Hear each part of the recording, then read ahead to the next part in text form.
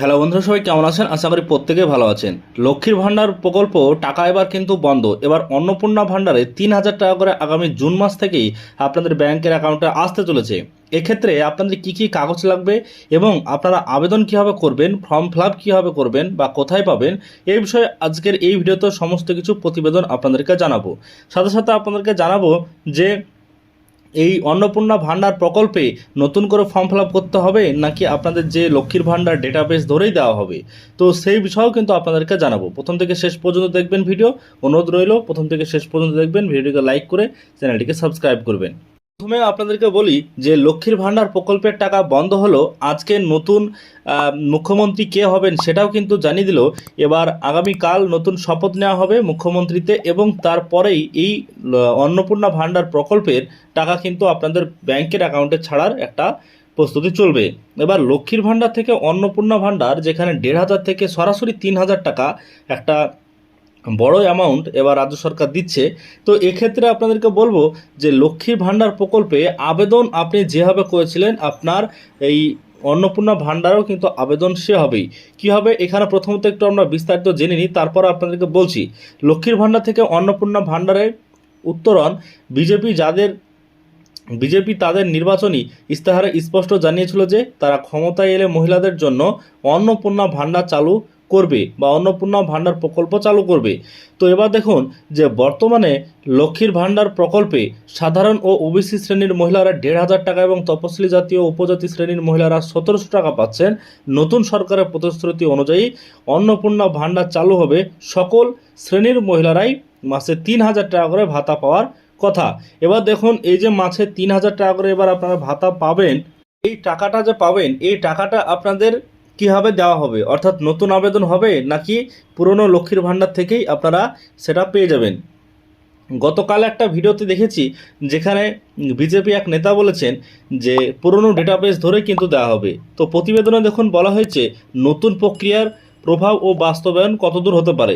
তো সরকার পরিবর্তনের ফলে এই বিশাল অঙ্কের ভাতা প্রদানের পদ্ধতিতে বদল আসতে পারে।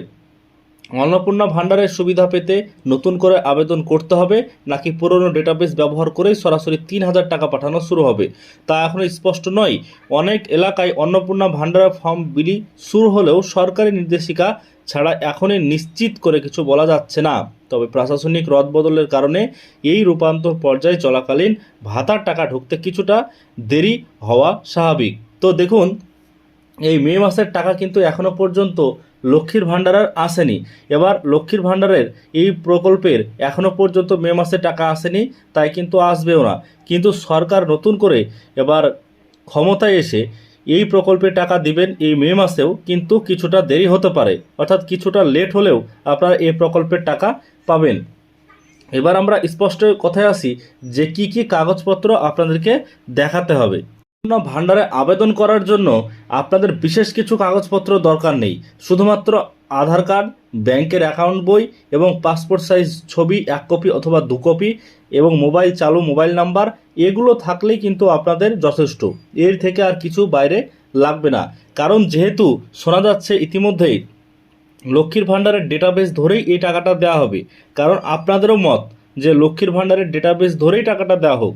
কারণ এখন যদি নতুন করে ফর্ম ফিল আপের প্রসেস চালু করে সরকার এবং আবেদনের পদ্ধতি চালু করে, তাহলে কিন্তু অনেকটা সময় লেগে যাবে টাকা দেওয়ার পদ্ধতি শুরু হতে।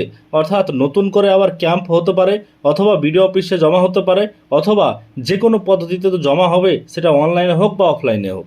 তাহলে আপনাদের এই টাকাটা আগামী মাসে কোনোভাবেই কিন্তু সরকার দিতে পারবে না, অর্থাৎ কোনোভাবেই কিন্তু আগামী জুন মাস থেকে টাকাটা আসবে না।